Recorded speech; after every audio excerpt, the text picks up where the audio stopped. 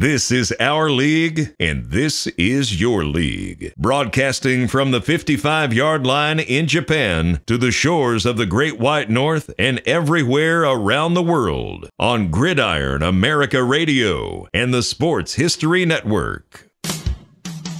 Bud Light presents Real Men of Genius. Real Men of Genius. Today we salute you, Mr. Pro Sports Heckler Guy. Mr. Pro Sports Heckler Guy. They say those who can't play, coach. Apparently those who can't coach sit 30 rows back, shirtless, shouting obscenities. Oh, that's right, motherfucker. Thanks to you, our team is armed with game-winning tips, like catch the ball and throw it. Shout it out now. You stink. That sucks. What a bunch of losers. Not just catcalls, but subtle psychological ploys to prod your team to victory. Reverse psychology. So here's to you, old sultan of shouting, because while there may be no I in team, thanks to you, there's always an F and a U. Bud Light Beer, Anheuser-Busch, St. Louis, Missouri.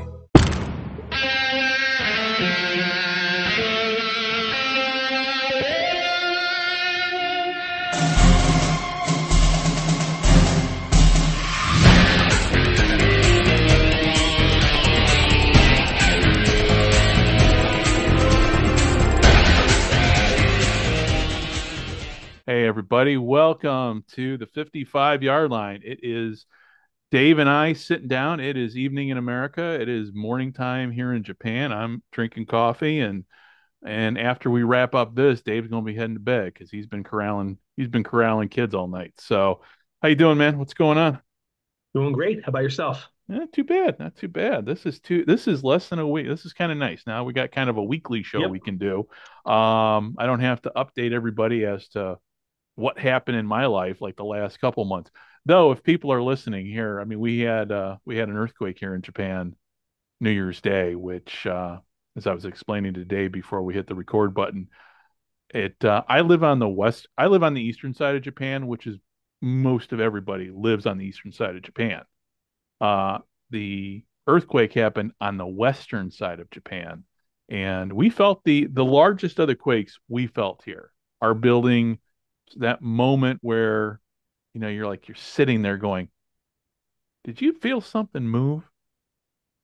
And it was gone, but there was just a tad rocking motion.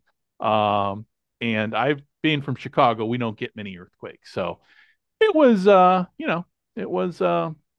it got my attention. And, but yeah, that area where all the quakes are at there's been a lot of seismic activity all year. So, hopefully it's the last of it for a while. So with that said, man, how's winter in Illinois? How's winter up in upstate New York?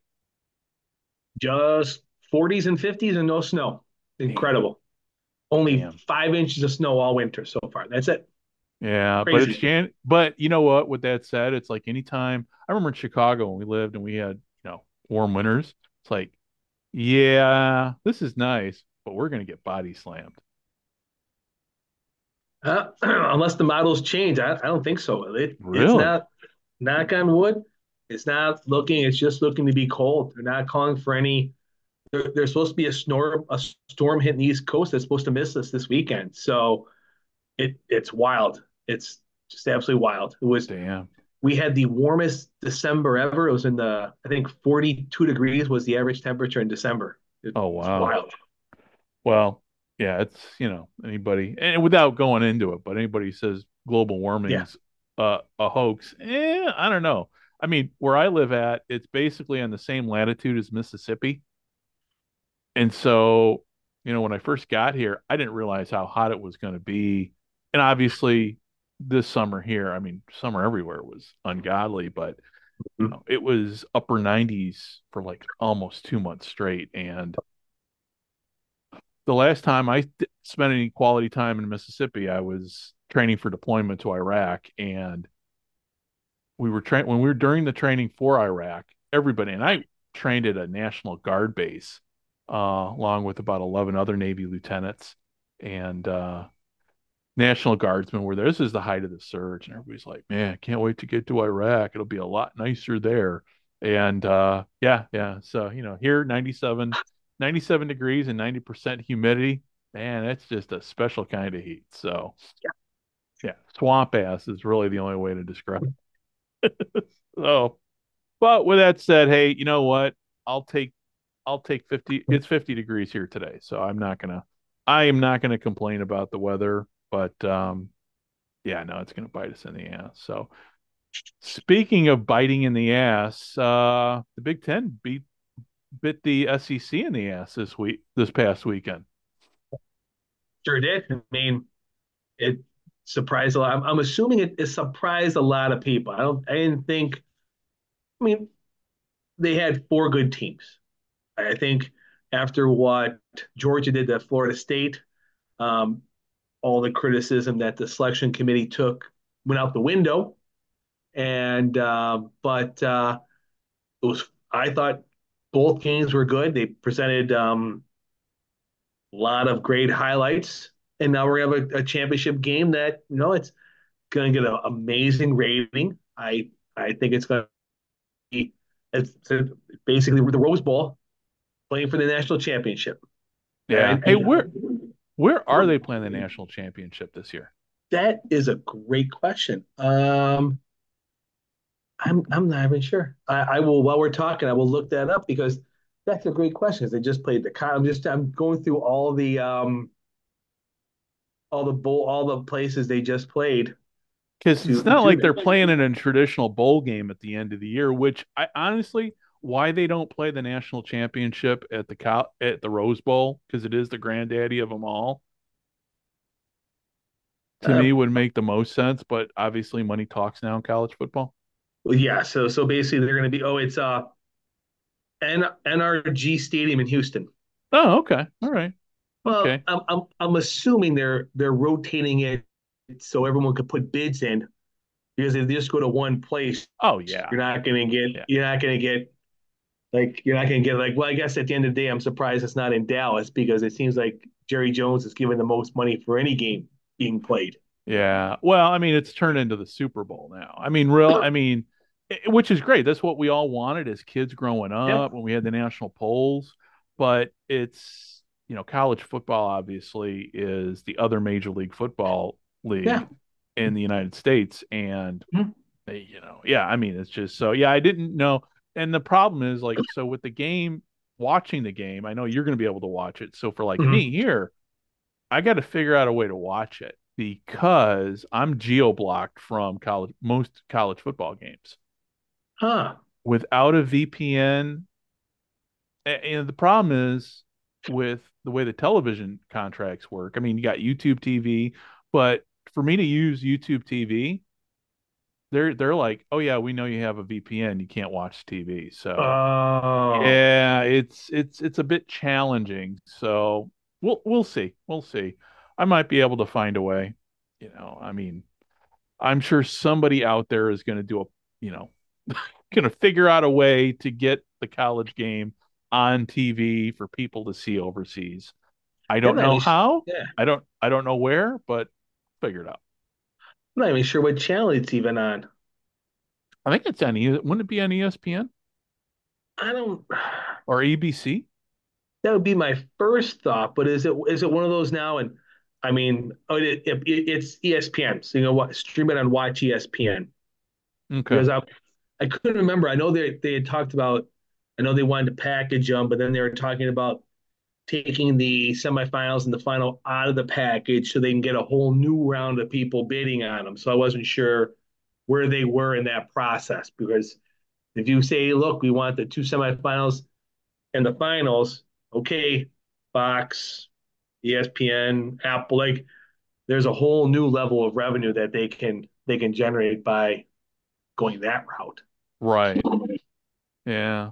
I mean, this is just me being just old, and I'm older than you. I mean, we were having this conversation earlier and I forgot how much older I am than you, but um back growing up in the 70s, man, you had four games on and you remember this too. Yeah, You had three four channels. games on, yeah, you had four games on three channels on New Year's Day, and the Orange Bowl was the last one. You Hmm. had the Orange Bowl, I think it was on NBC. Yep. The Rose Bowl was on NBC, and then CBS had the Cotton Bowl, and ABC had the Sugar Bowl. Yes. And that was our, and then they Yep. threw somehow the Fiesta Bowl creeped in there, and then that was kind of the start of when the bowl, everybody started having the bowl game. Then you got the Gator Bowl at 11 a.m. and then they started Oh, doing on the New Year's Eve, that was the New Year's Eve New game, Year's Eve. Okay, because and then there yeah, was the old. Maybe I'm really dating myself here. Then he had the Bluebonnet Bowl. oh yes, BYU was the annual BYU appearance. Yeah. And then there was also the Holiday Bowl and there was Sun Bowl. So But it was like there was just, but now you just give up. is it the weed eater pulling bowl? It was like they had some great names. Yeah. I miss those. Yeah. So it'll be interesting with how, with everything with the college football playoffs, how they work it. So for next year, because next year is the first year that it's full tournament, right? Yes. Yep, I believe so. Okay. That's weird because I haven't really paid attention much to college football since I moved. Um, it's frustrating because I love college football. Though for me, I'm able to, at least with ESPN Plus, still because that's the one thing I can still get with the VPN. I can still use and so I can watch the lower tier games. Like I can watch Western Illinois University lose, and that's my alma mater on ESPN Plus. It's easy, but unfortunately, the problem with a lot of those games is the games that are lower tiered, the production quality is not what you Yes. would hope for. Unless you're watching like a game like at North Dakota, University of North Dakota, because those programs up in the Dakotas are top notch and the production value. I mean, it's really good because they treat those schools, I mean, as like major college, and Mhm. and these are teams that year in every season are dominant at what I still call the Division One AA level. It's what Mhm. football subdivision level. So with all that said, so let's talk about now. Before we started recording, we were trying to get a feel as to who saw what over the New Year's, because there's just a lot of football this No. weekend, and because you texted me during the Rose Bowl, and I thought, okay, well, he's watching the Rose Bowl, but you had so much going on, you weren't able to watch the Rose Bowl. Obviously, I'm geo blocked here, so I figure instead of us just going over the games, and everybody who's listening to this, I'm sure knows who won each of those games, the semifinal games. So the topic I kind of threw out there on Twitter was, instead of you and I just rehashing the games, let's just Mhm. just talk about why everybody wants Washington to win the national title. And I think that's a better topic than reviewing what happened in the games. Your take? Well, I mean, I think, like I said, I mean, I would say it's mainly because of what happened with Michigan this year. The whole videotaping and all that saga, and it seems like Harbaugh's in the news for something every week, and it's like the underdog. Like it's like everyone loves cheering on that underdog, and it's where did Washington come from? So honestly, as long as it's a good game, I mean, I don't see why if Washington does win, I don't see him blowing out Michigan. If there's a blowout, I tend to believe that'll be Michigan who will just pummel them if it doesn't go well right away. But if it's a good game through halftime, I think Washington has a chance. Just because it's one of those things where I think I see them playing looser than Michigan. I think there's a lot more pressure on Michigan to win this game than Right. Washington. I mean, I feel like they're almost like they're playing with house money right now.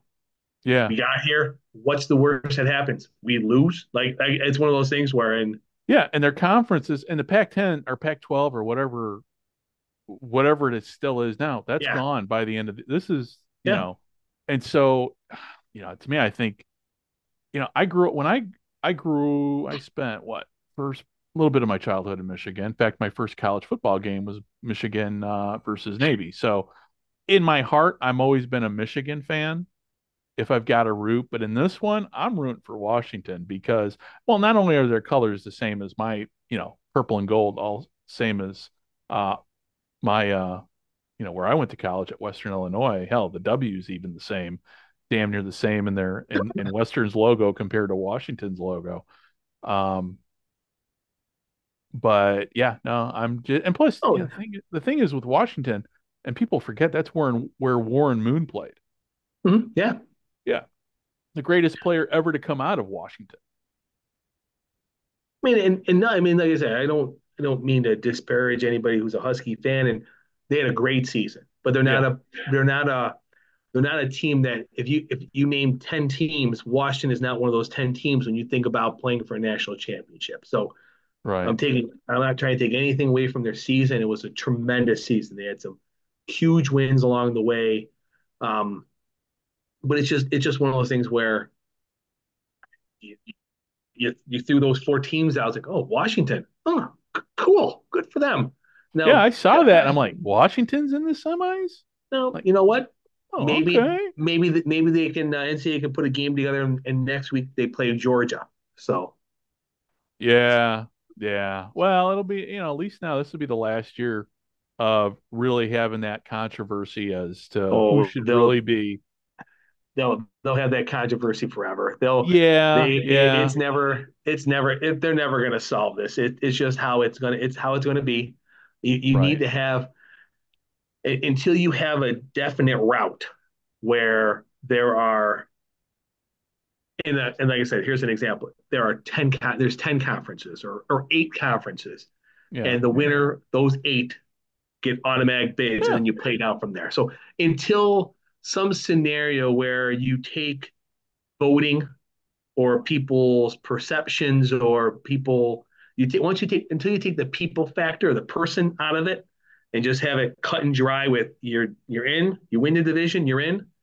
There's always going to be this, this team got snubbed or that team should be there. They're not good enough, and it's just how it's always going to be. yeah. Well, at least it'll be a little bit more clear than when we were growing up when it was national polls and Yeah, But again, that's kind of the best. That's one of the best things about really college football is always going, man. And that's what, and we're not, maybe we'll talk at the end here, but like simulation sports, mm-hmm. being able to roll the dice and run those numbers through the computer and come up with like, yeah, maybe, but the scenario, you do the computer simulations and sometimes you get a little bit different results. So yeah, it's always great for a good argument as to which Yes. team is better. So that's kind of what I liked about the polls and everything, but we'll see. I mean, but yeah, no, this year, yeah, if Washington wins, we all win. But if Michigan Yeah. wins, well, I mean, then if Michigan wins, then the question is Harbaugh going to stay? I don't see it, but the I question is, oh, go ahead. I'm sorry. I don't see him staying. Period. Yeah, yeah. That's I a the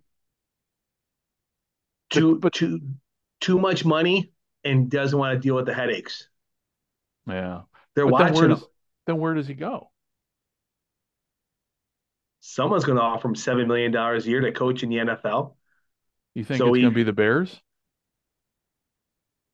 the Chargers is the one rumor. Yeah. But if he wants to go, someone's going to throw him $7 million over 7 years. So it'll be like a $50 million deal.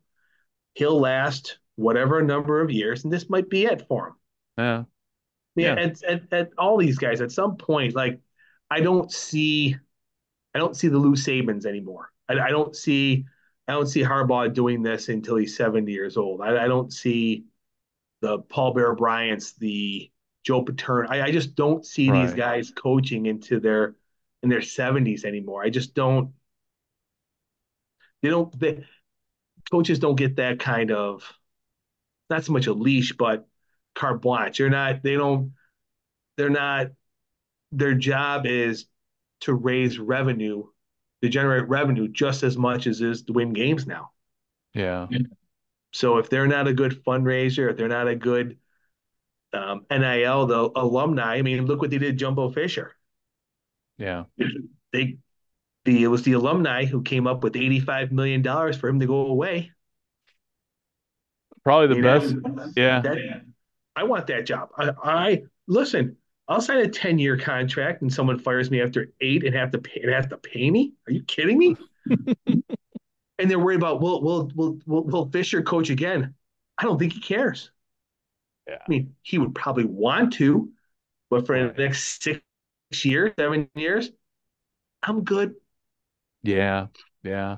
Well, even in pro football, I mean, you look at Cliff Kingsbury. I mean, he got fired Mhm. after signing a new contract. There's no, and I think he's actually assistant coaching. I don't know how that works with the contract. I think he can still be an assistant coach or something like He that.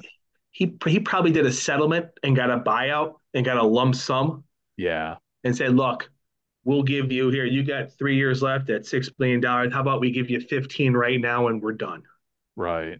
Yeah, yeah. But the best job really is to be a fired coach Yeah, because you never have to work a day in your life after that. wasn't it the Raiders who well, I might be wrong. I thought the Raiders had they had a current coach and like paying two other coaches. It was somebody within the last couple of years Oh well, with Gruden. had a coach and they were paying like for two other coaches along with the current coach. Well, I can't That's the Raiders right now. I think it is okay. I think it's got to be Gruden and Daniels, and they're on the hook for those two paychecks. Who know? But like you said, you don't know what the detail. I mean, I Yeah. don't recall anybody saying, they got settlements. In fact, I think Gruden's still fighting the Raiders and everything for his dismissal. Yeah, But I'm pretty sure Mark Davis, the minute that lawsuit hit, they put an injunction on having to pay him until everything is sorted out. yeah, So he might owe him a larger sum later with interest and that, but these guys are all willing to roll. What I mean, I hate to say it. What's $70 million of some of these guys? Like what's that? Like you know what I mean? yeah. Well, Yeah, nowadays, yeah. I mean, I've been reading. Right now. I'm in the middle of reading Madden's biography, and I've been on an Oakland Raider kick. So I've been reading. I just got done reading Kenny Stabler's biography and the rate, and just to think about the money back then versus how it is now, and it's just the differences are just amazing. So, Oh yeah. but yeah, But the best. it was still a lot of money back then. It was still a lot of money, but now that money back then is like chump change compared to what it is now. And even then, with the NFL, the way they pay coach, I mean, they think nothing of firing a guy after, I'm like, after signing him to a 9-figure salary, Mhm. ultimately, when Well, all said and done. and you have someone sitting in an office in one of those teams trying to find a way to not have to pay that coach. Right. And then once they go that route and say, you did this, so we don't feel you pay you, how about we settle for this number instead? And we won't bring it up and we won't drag it out and it won't go to the court and all that stuff. So, I mean, the numbers we read about when everything gets signed is certainly not the numbers that end up happening at the end of the day when the dust settles. Right. Right. It reminds me as I'm looking at all that going, it's like, like for me, when I got to that point where I locked in the pension Yeah. and I knew they couldn't screw with me. But until you get to that point in it's just, God, money rules everything in sports, which it always has, but it's every, every day it becomes more and more, for us, again, for us old guys, just thinking about how it used to be, it just, you know, there's a reason why you and I like sports history and like looking back how things were, because it helps put everything we see now kind of in perspective. Because Yep. when we go on, like going on social media, and I'm trying to segue into the UFL here, but give me a second and I will.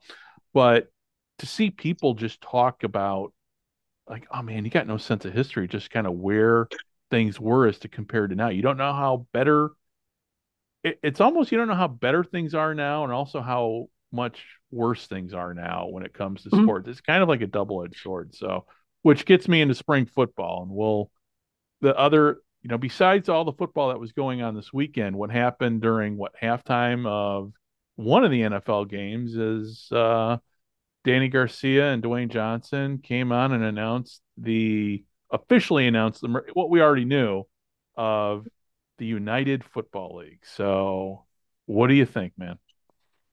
I'm excited. I mean, it's they obviously they I guess you call it the merger. I mean, the merger worked. They got it all figured out. Um, 8 teams, 8 stadiums. It sounds like it sounds like it was worth the wait. I would say, in my estimations, I'm looking forward to it. I mean, I think they have the right partners. I think they have I think they need that Russ Brandon um and his crew. I mean, I don't know. I'm not as negative as a lot of things I've read. I think um, I think it's going to be successful. I think we got a couple years of this um, with the combination of Redbird and Fox. I think oh I think they got some of the dead weight out of the XFL teams that were obviously the crux of the losing money part of it. They kept this. They kept the stronger teams with both sides, so I think that's going to help. And now it comes down to how they position it for tickets based on appearances, but it'll be where the national revenue sorts itself out. I I think. Go ahead. Oh, no, no, go ahead. Go ahead No, and finish your I'm thought. good. I'm I'm kind of on I've been very critical, obviously, of Mhm. everything with spring football. I'm more positive. The more I read, the more I think about it, and I'm thinking this is going to be. I'm thinking we're going to see something to akin of the 2020 XFL and how that came out of the gate very strong Mhm. because just the way everything's lining up with TV contracts, obviously streaming now is much bigger than it was back in 2020. Oh yeah. So I think, and Mike Mitchell actually wrote a great article, and I'm one of Mike Mitchell's biggest critics, and he knows it, and everybody who follows spring football knows. And I don't know why people pay attention really to what I think and my criticisms, but Mike wrote an article on SI on Sports Illustrated, which was very good, that kind of laid everything out. And I got to give him credit. I mean, I'm normally his biggest critic, but he wrote a very good article about spring football. Um, and I agree with him. I mean, this is the last chance, I think, the but this merge league is in a great position to be around for a long time if they don't let, and I always say, if they don't let the suits screw it up, because that's what always happens. The suits screw it up. So hopefully, with the from a marketing perspective, from a TV contract perspective, I mean everything. I think this is the best shot, um, really, that spring football has to succeed. Yep. I agree. And it's good to see. It's good to see.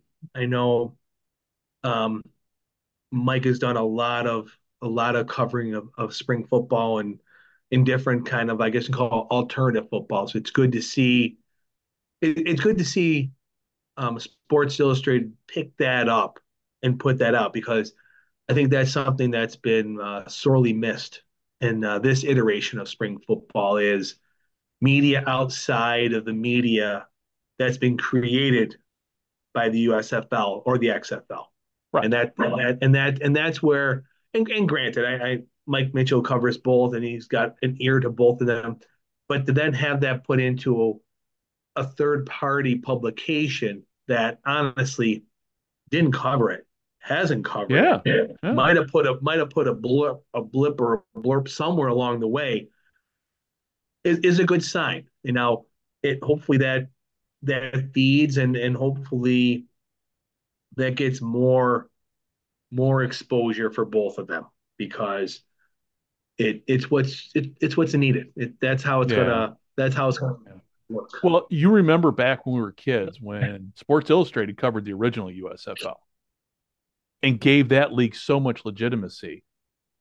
But ever since then, you haven't seen a mainstream. I mean, you do see obviously, you and I have seen CBS Sports come out occasionally with an article, um, but to have, hopefully this spring, actually there'll be buy-in and full coverage from a lot of the mainstream media.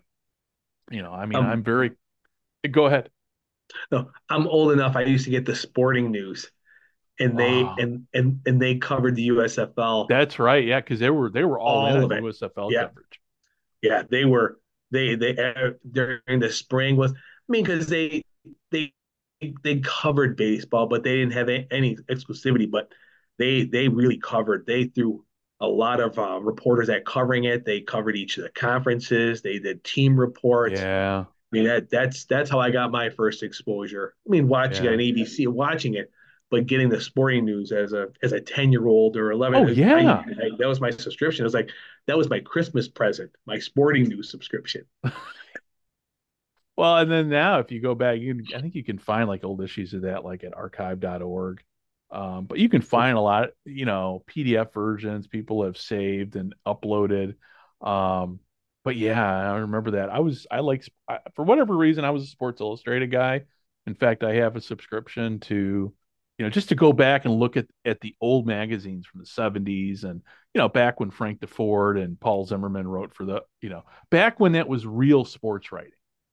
Yes. And I'm not saying people nowadays don't do, I mean, our Sports Central does a really great job, and those guys are very Mhm. old Yes. school. It's Paul Reese who wrote a great history book on the USFL. Fran Stuckberry writes for him. Really, really nice guy, really great writer. They're more in that. Those guys are really old school. That their writings remind me of what we grew up with. But then you've got the other fan sites that honestly do a huge disservice to fans when they go from hard news into speculation into damn near, in some cases I've seen QAnon level type conspiracy that more, well, no, I take that back.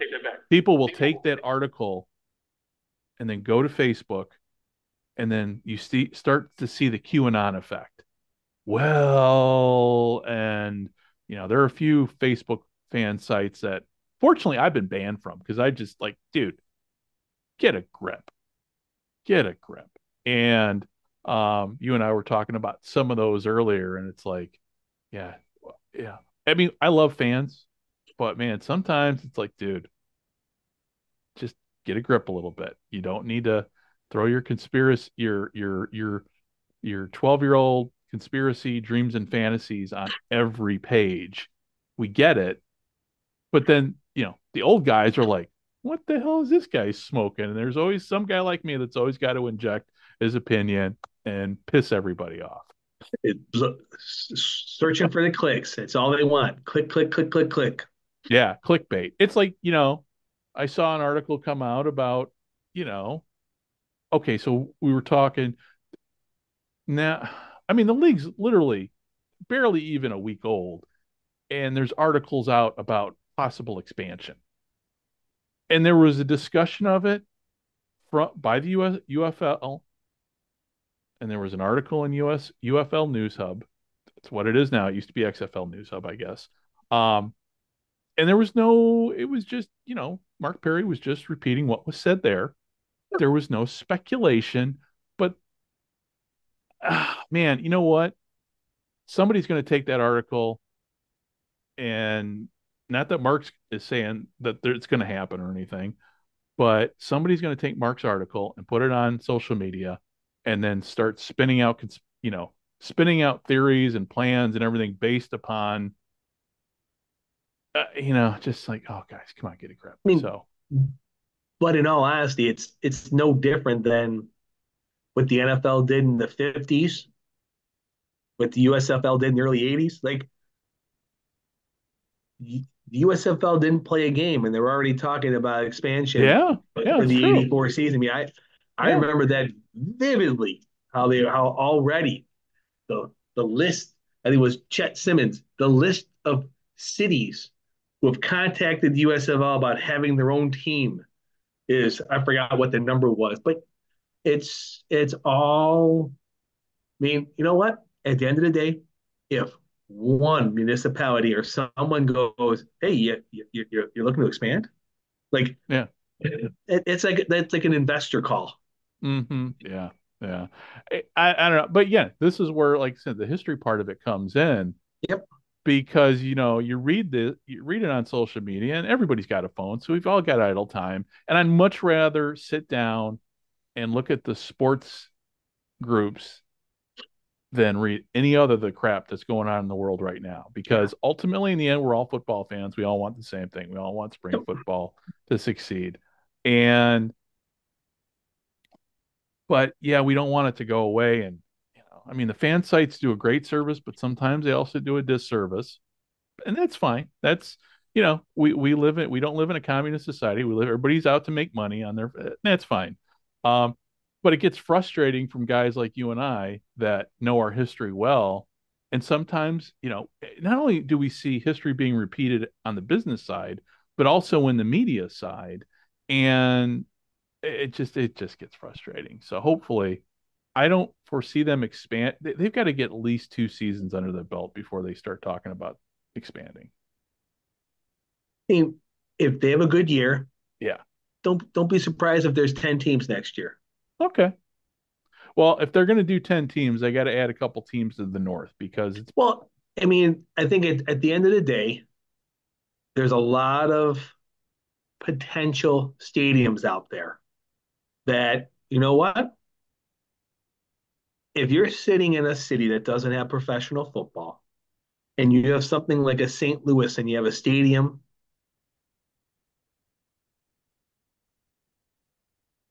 yeah, it's worth a conversation. right. Yeah. Now you need to find like it's one of those things where you need to find like there's only so many matches, but you don't need 70,000, No. No. You need a soccer stadium that seats 25, 20,000. I mean, 30, 30, 30 max. Like with DC at Audi Field. That's Yeah. perfect. And there's a lot of those stadiums. Well, and in some, not even in the major, um, somebody mentioned Omaha would be a great place for it. But they just can't. Don't play in rose and black. Don't do what they did with the Nighthawks at the end. They played They downtown. They played it downtown in downtown they Omaha at the baseball stadium. yeah, that was awful. Yeah. My personal that's just my personal opinion. I don't know. I mean, I saw those. I'm a sucker for the aesthetic of baseball or football in a baseball stadium. So, to me, hell, I was watching some of the college playoffs here, some of the college games here in Japan, and they were playing couple games. Oh, actually, no, it was the high school. I think it was the high school Oh, championship. They played it at Yokohama Stadium in the baseball. So to me, I like that look. But yeah, no, I agree with you though. It was kind of like it. Well, good examples when the Vipers played at Vegas. I mean, I don't think I'm exaggerating. It looked like county fair football. Not even state fair. It looked like county fair. So it looked like county fair. So it was huh? it was embarrassing, It and was. they easy lost $10 million just on that city, easily. Well, and that was all my whole criticism from the get-go. And I'm watching it, tuning in, and you and I had these conversations. Like Vince McMahon would have never allowed that, period. Because He would the XFL 2.0 was well planned out, was well thought out. And, Vince McMahon, even the first XFL was well planned out, well thought out. It was in the execution that it failed. This one just showed me poor planning and poor execution, at least oh in Vegas. yeah, and they definitely didn't have enough money put into it. Right. Like Vince McMahon lost hundreds of millions of dollars, Yeah. but he also put up a lot of money to get this thing going. So he lost $200 million with this. He still put in 500, like the he just it wasn't he put nothing in and lost $200 million. He had to put in 400 million, made some of it, but still lost. So I mean, Yeah. the sheer amount of money that Vince McMahon put in on this pet project of his is enormous. I mean, Right. to get the buy-in from NBC, to get there's some serious money going through for those facilities. I mean, they sold tickets. I mean, those games, some of those games had 20,000, 25, 30,000. Like, they were well attended. Yeah. They started off with good ratings. The ratings plummeted, but they they definitely went all out to make this work. Where the iterations afterwards was clearly not the case. Yeah. Yeah. Well, you know what? I listen, I don't know about you, but I listen to was it the guy, people on Marketplace? They always go half full or half empty on something. I think I'm half full on the UFL this year. I think, and even, but my only thing with the UFL is Danny Garcia and The Rock. I think we can't see them on the screen every 5 minutes pushing tequila and pushing energy drinks. And I don't envision that. I don't know what the I don't know what the partnership is going to be at the end of the day, but I think we need a little bit more of the Daryl Johnson side of things than the XFL, The Rock, and the Danny Garcia side of things, Yeah. where I mean, let the game, let yeah, the team speak for itself. right. I mean, I think like I said, I knowing what Russ Brandon put together with Buffalo, um, good marketing guy, good he was a good team president. I mean, there was literally the training. He made the deal with the training camp that brought the Bills to from Buffalo to Rochester. And I mean, that was a 20-year deal. I mean, it he understands. He was one of the people that put the whole Bills going to Toronto packages Oh together when the yeah, Bills playing the yeah. games. So I, I don't think people understand that he had a like 20-year career as the president of the growing up and going through the Buffalo Bills organization to where he was um, Ralph Wilson, the owner's right hand man. Like he when because Ralph was in Detroit. He lived in Detroit, never from Buffalo. Um, and he was the basically the person running the Buffalo Bills day to day for many years. So Okay. I think they have a I think they have a good I think they have a good person overseeing it, and now it'll be interesting to see. Um, I'm not saying more control, um, a better situation how this plays out. Yeah. Well, let me ask you what your opinion is. Do you think, I mean, obviously the hardcore fans are baked in. You and I are baked in. I mean, the XFL, I'm sorry, the UFL, but you know, the the spring football crowd, they're baked in, they're bought into it. And obviously we see on social media, we know who the hardcore fans are. Yes. Um, so you got us watching. My question is, and we won't know this obviously until the end of the season, but is America going to buy it? And that to me is the big question because, you know, they've got us, they've got, you know, the hardcore, but we're a very, I mean, you think about what the spring football fandom is, it's a very, very small, it's almost a percentage of a percentage in some ways when you look at these stadiums as to how many people aren't attending. I mean, we see a lot of empty seats and everything, and the ratings obviously are not, especially when you and I looked at the XFL ratings last year, and hell, it, some of these games couldn't even beat sports, not only Sports Center, but one of the housewives, you know, shows on Bravo. I think we saw Yeah. one time. So that's, I think the question is America going to buy into spring football? Now, when spring football starts, when the UFL season starts, that's right in the middle of March. That's right when March Madness is starting to kick off. So I think they're going to struggle in the beginning, but the question is obviously it's not really how you start, it's how you finish. Mhm. Are they going to get more casual fans? Because I think that's, to me, you know, and I was talking about this with somebody, I forget who it was. It's like, well, so many people associate spring football with wrestling because of the Vince McMahon factor and Mhm. everything. Um, I think I was talking with somebody on Facebook, actually. I think, yeah, guy knows the sports history, and he just said, there's just, wrestling fan, a lot of people just equate, there's that wrestling aspect of spring football that I think the UFL needs to quickly shed, because otherwise, you're gonna, I'm trying to say, you're not going to attract the little kid. You're not going to attract the female fan. You're not going to attract guys who aren't wrestling fans. You're going to be like, okay, I got something better to do. So hopefully they focus in on the folk, take care of your hardcore fans, but also at the same time do what you can to attract other fans. And I think they're in a good position to make that happen, but it's in the execution.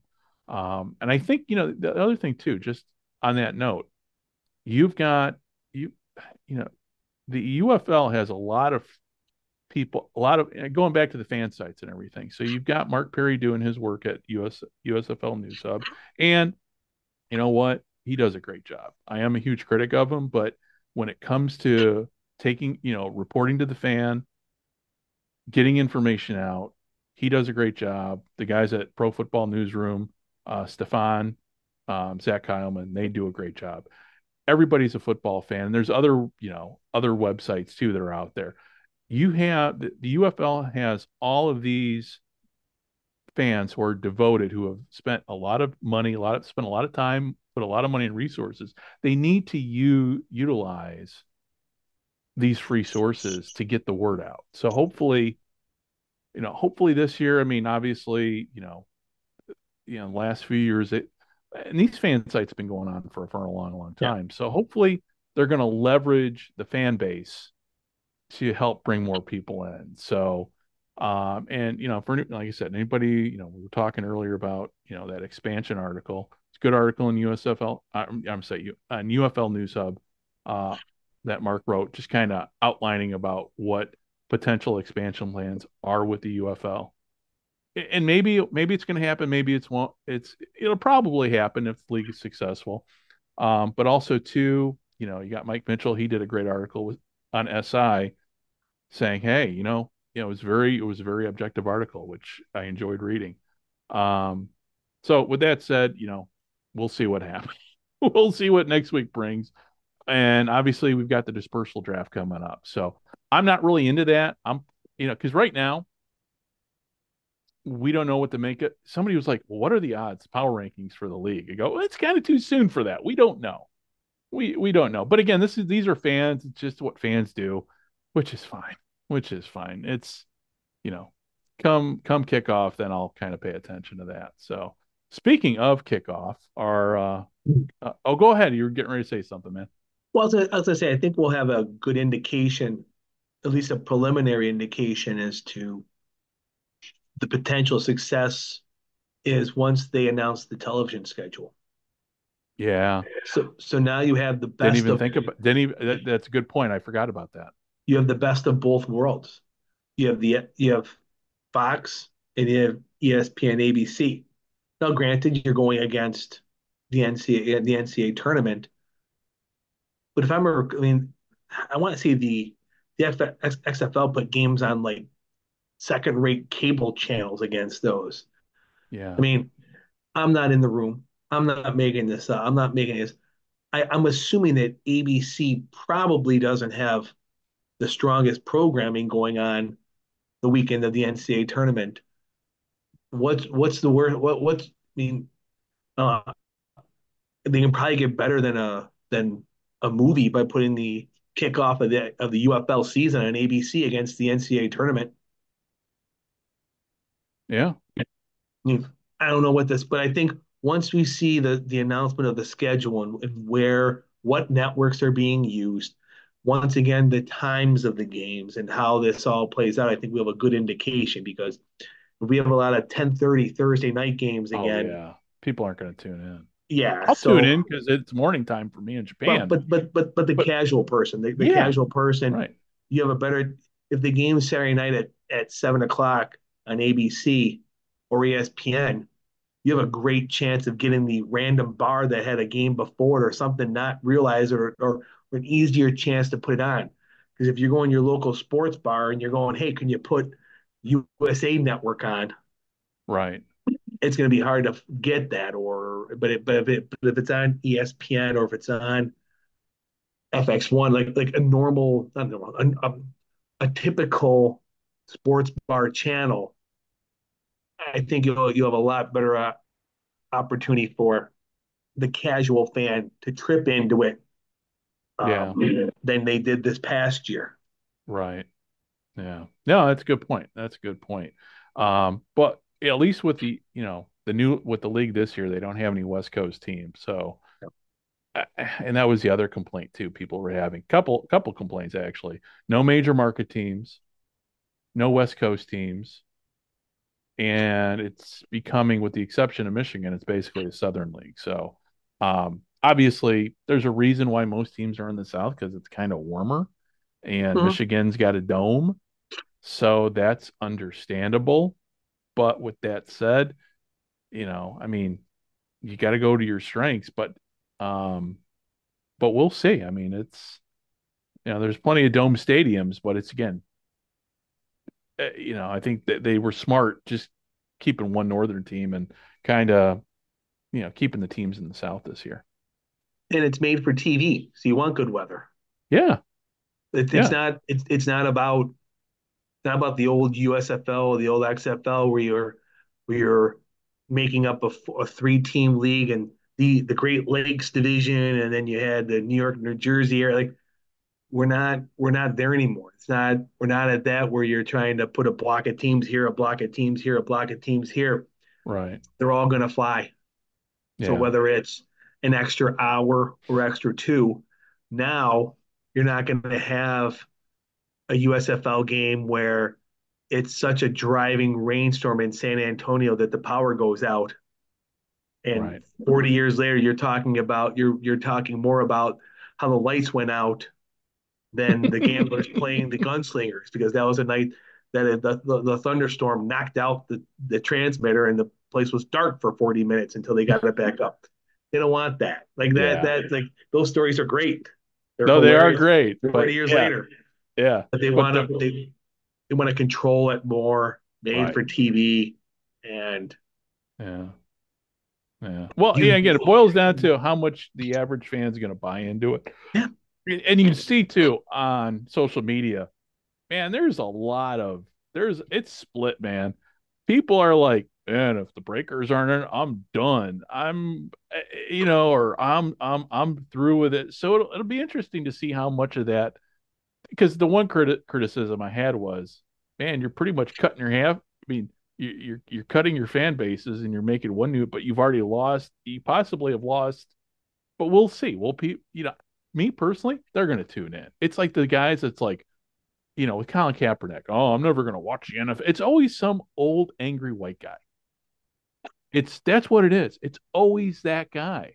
It's like when what was it, Little Mermaid, the live action had a person of color in there. And again, who was upset? It was the old white guy. So I think But people are gonna watch it. you mean like Kid Rock and Bud Light, and yet he Oh, never stopped serving it at his bar because there's number one selling beer at his bar. right. And you know what? It's great now to see those Bud Light commercials with Peyton Manning. He tosses it to everybody. I'm like, You okay, get a Bud Light. you get a Bud Light. It's like, oh, okay. You know, actually, it's funny talking about Bud Light. I got a case of it I got a case of it in the pantry here too. Made the trip to made the trip. Nice. We made our every 3 months we go make a trip to the commissary down at the Marine Corps base, and man, like, oh, they got Bud Light. My wife's like, don't get Bud Light. Don't get. Had nothing to do with the Kid Oh Rock yeah, thing. yeah. It was just like, no. I go, no, I'm grabbing a kid because honestly, listen, when I want to drink a beer, I don't care. I don't care if there's a rainbow on it. I Hmm? don't care. And actually, you see a lot of the microbrews. They're all rainbow Yeah. colored and some they're all, for lack of a better term, they're all fruity colored.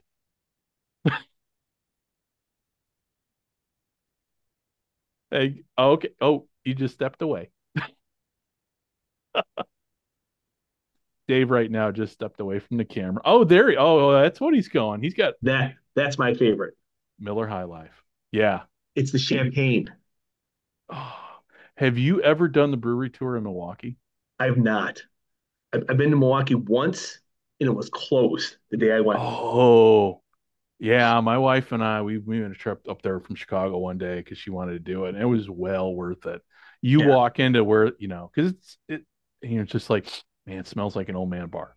The beer, yeah, oh yeah. No, really, you know what? That I think they did have Miller. I think they did have the Miller High Life there, and I didn't grab it.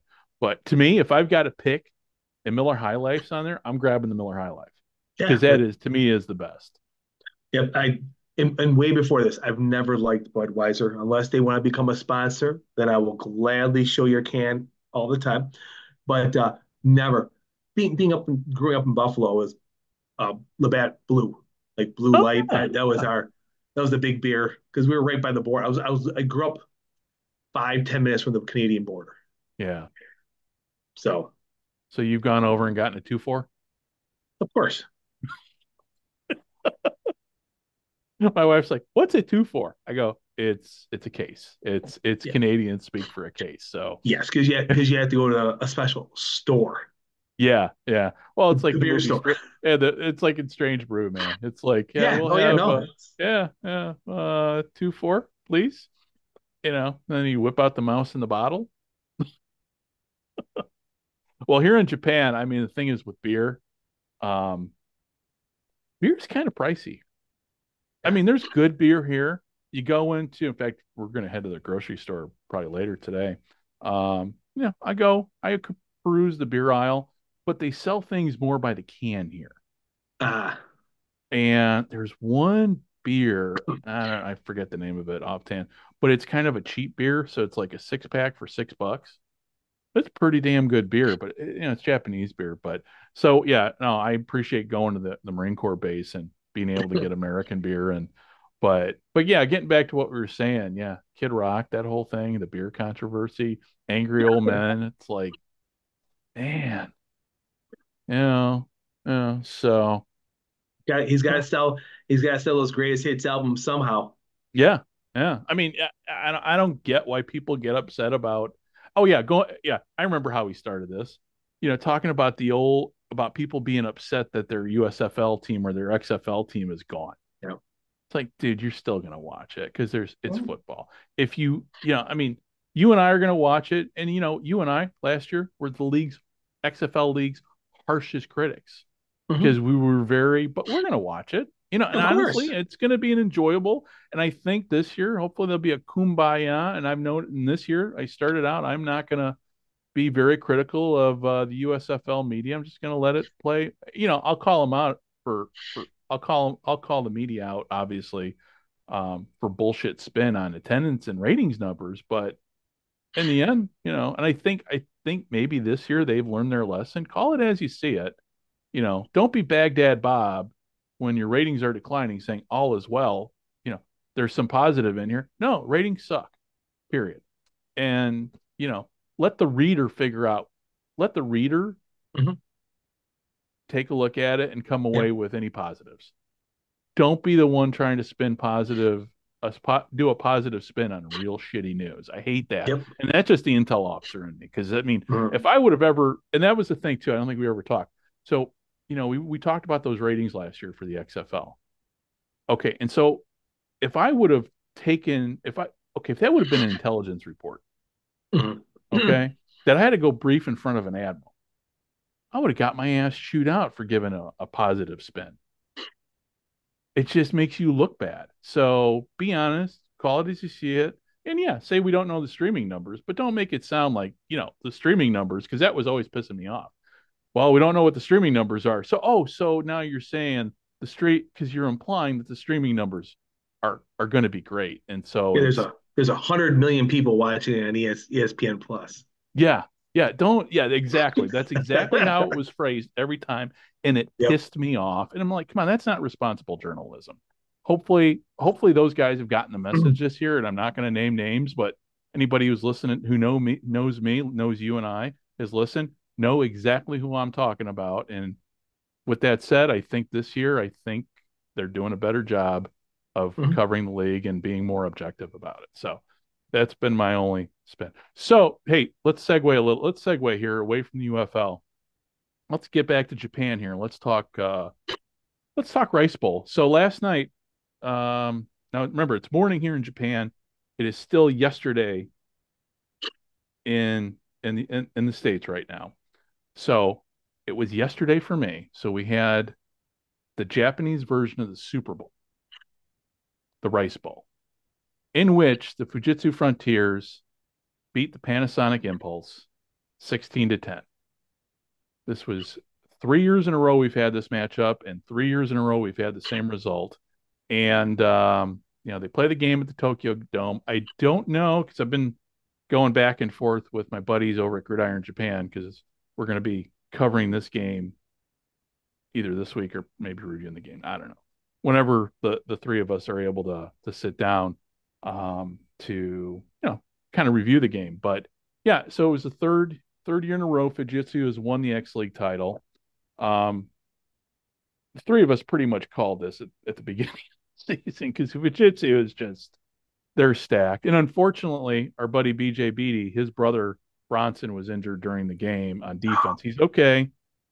Possibly, I think a sprained ankle or I think a high sprain or something. But he's okay. But yeah, they carted him off. But yeah, Fujitsu, man, I tell you what, they you know, the gridiron game here is man, it could be so much more. It could be so much more. I mean, they literally have January 3rd, which is a holiday here, all to themselves. The game was on satellite on NHK, which is a national broadcaster, but it's the satellite band. It would be like if the game were on DirecTV. So only so many people have access. Though a lot of people have access to satellite TV here, but it would have been great if this game would have been on the regular NHK channel. But hopefully one of these. I don't. It's frustrating because I cover the game. There's only three of us covering the game here.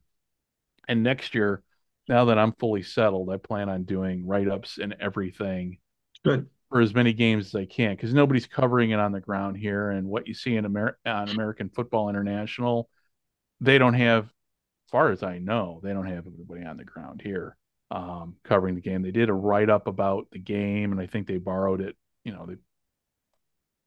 Let's probably listen to our podcast at Gridiron Japan, and then also, went to the X League website, ran. I mean, the translation programs for these browsers Yeah. are phenomenal nowadays, and able to piece. And it was actually, it was a pretty good article, but I don't know if they have anybody on the ground here. So next year, now that I'm settled into my place and gonna have a lot more time, hopefully be able to sit down and do write-ups for each week of the X League to see, for people. I mean, this is just kind of not getting paid. X League definitely not paying me for it.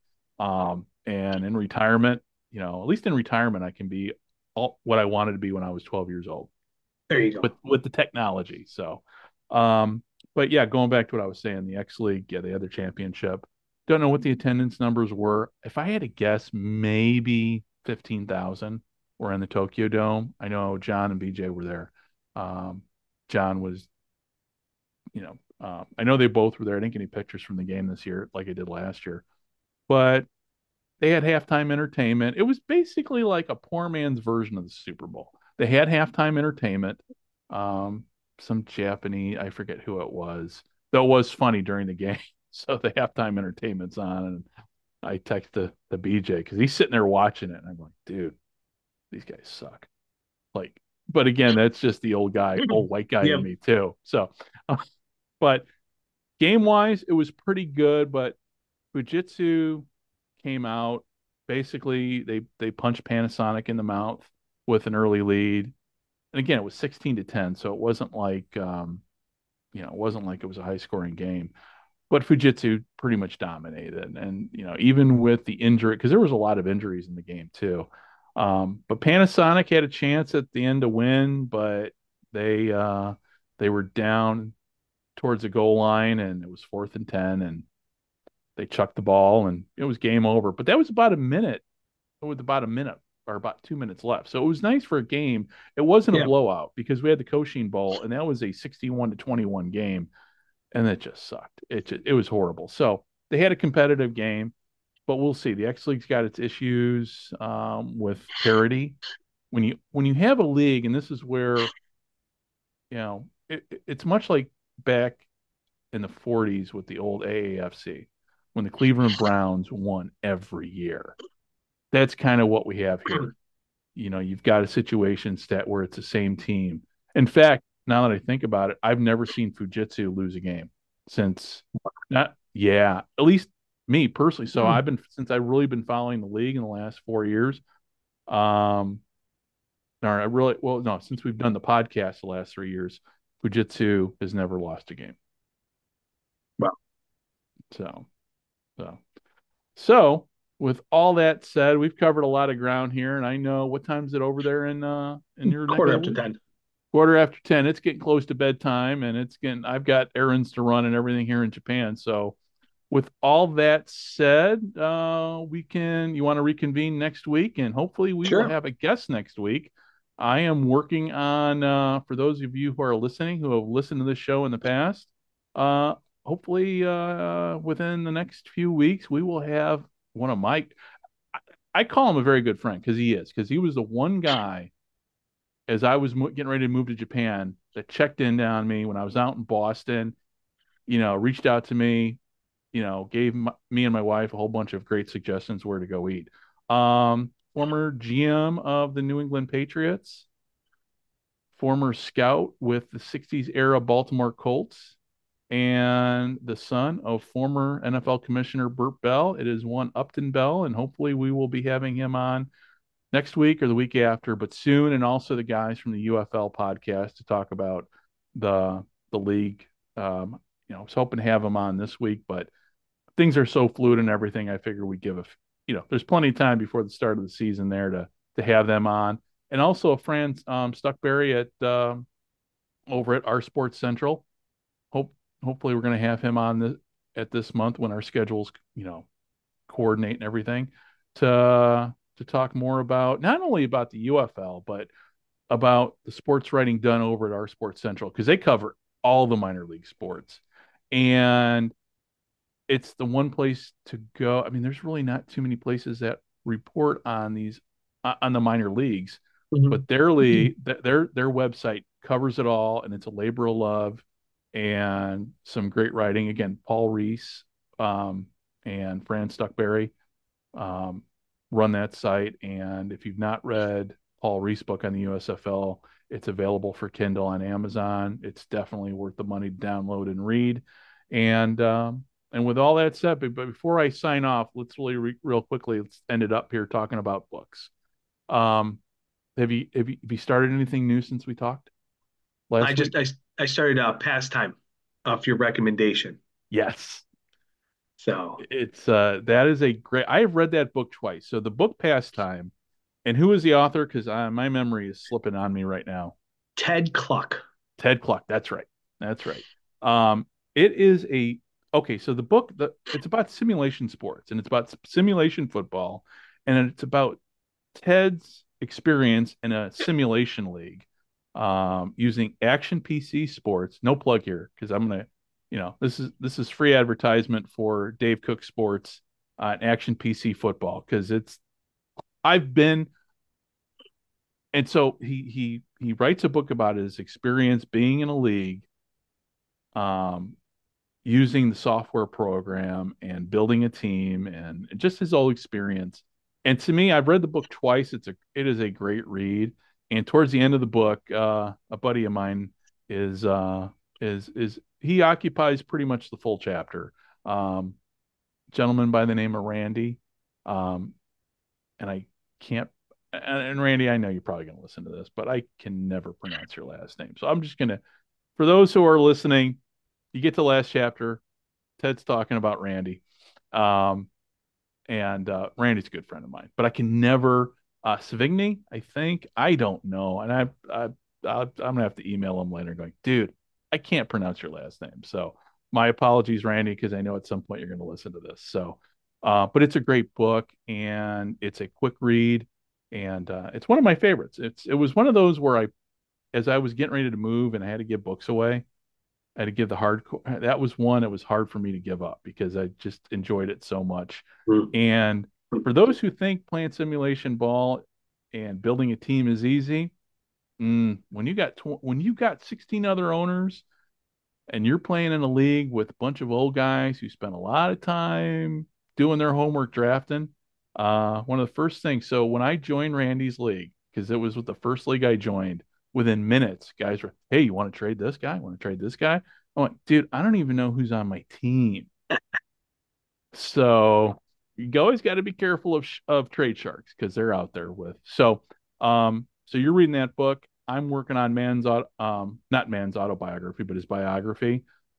Just finished up Snake, which is Kenny Stabler's biography.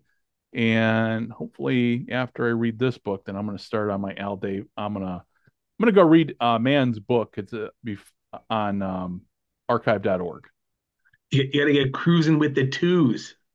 That one too. I forgot about they do talk about, and it's funny because they always talk about Matuzik's book. That's one I got to find too and read. And for those who don't know, John Matuzik, he was a nut job, played in the. I mean, he had issues, but he was a great football player. But he died incredibly young too. So, yeah, very Goonies. tragically. Yeah, yeah. Who did he play? Did he play Sloth? Yep. That's right. Yeah, yeah. Matuzik's one of those. Man, I when George Allen cut him from the 70 or the 76 Redskins, Mm-hmm. I think he said too much Valium, or the reason why he cut him or something. He was John Matuzik was not an easy player to control. No. He would have never survived in today's game with all of the testing and everything that goes on for drugs. And yeah, he would have. But it was a different time. Like Yeah. but that was not just football. That was baseball too. Like it wasn't just a one isolated thing. I remember um without trying to get off too much on the tangent, I remember watching a Mike Schmidt interview years ago talking about how they took the green, like basically they had uppers in the morning, downers at night. That's how you got through baseball. And he was listed. This is what we took in the morning. This is what we took at night. We took it every single day, and that's what's got us through a 162 game season. Like, okay, Yeah. Yeah. Well, it's like with the Raiders too. They had the Coke cups. mm, One had rat turds. Pep pill. There was a lot. I mean, man, there was so much drugs going on, and even with the USFL, like the cocaine issues everybody had. but that was not being old enough. That was a drug of choice in the 80s from everything I've read or seen, and just like that was you made it Yeah. when you were doing it. You're able to afford cocaine. I made it. Yeah. Yeah. Yeah. Yeah. It was, us old guys, we like to talk about, yeah, but that was part of it too. And it's like, yeah. I mean, you can't, some of the hits nowadays. I mean, obviously too, the NFL films has toned it down with hard knock.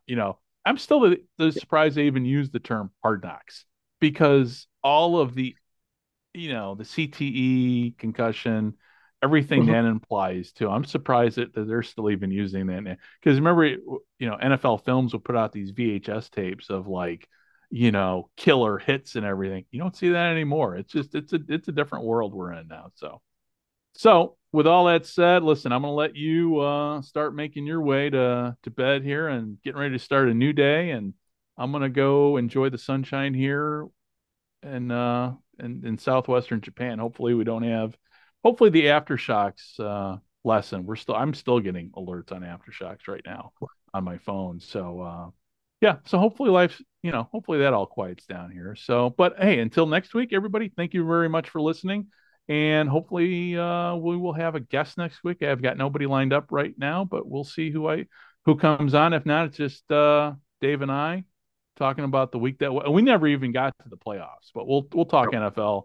We'll talk NFL playoffs here, next week, because this coming week is week 17, and all the playoff spots will be set up. So we'll talk more NFL playoffs next week. So again, hey, this is Greg and Dave signing off here. Thank you very much for listening, and we'll talk to you next week. Bye-bye.